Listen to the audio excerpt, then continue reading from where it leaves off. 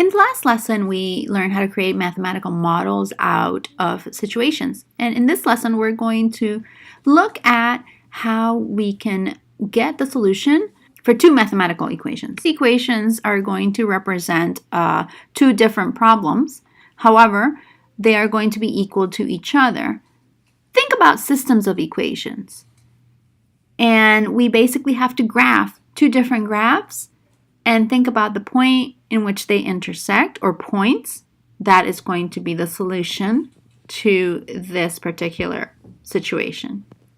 So I have two equations here that I have set up to equal to each other, and I've divided them up, each into its own linear equation.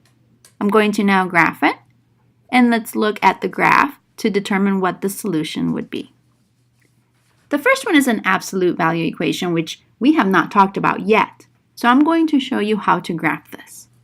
The first thing that you're going to do is recognize that with absolute value equations, you have to use the little brackets of absolute value. You press on Math, go to Number, and select 1 for absolute value. That's going to give you those brackets. You can now plug in your x, or your expression, in this case x plus 2, minus 3. Go to the next line to plug in your next equation, 1/2 x plus 1. Then you're going to hit Graph to get the graph. What we are looking at here are two graphs for one situation, and we want to find the solution. The solution is always the points in which these two graphs intersect. In this case, I notice that I have 2 points. One is going to be a negative x and a negative y, and then the other one is going to be a positive x and a positive y. So there's a couple ways that you can do this. You can look at the graph, but I find it a lot easier to just go to the table function and look at the points directly. So the point in which they're intersecting, you're basically looking at the same y values. So for x is negative 4, my y's in both equations are going to be a negative 1. So I have identified the first point. Oops, I don't know how I got out of there. Let's go back to the graph. So that's the negative 1. Negative 4 and negative 1. The next intersection point is going to be positive. So I'm going to look for the y values that are the same.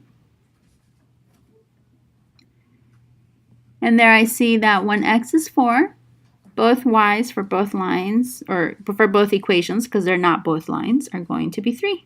So my next point is 4, 3. Those are my 2 points. That is my solution to this graph. The main objective for this lesson was for you to be able to use your graphing calculator in graphing two lines that intersect and finding those intersection points, because those will become the solution sets for those intersection points. In tomorrow's problem set, you will see problems like this, where you will have the same thing and you will need to graph them. I encourage you to use your graphing calculator rather than paper and pencil to find the solution or the point intersections. You will be also given graphs, and you will have to determine where those points of intersections are. And these graphs are really easy to see and read what the points of intersections are. But in case you have a fractional point, you can just estimate.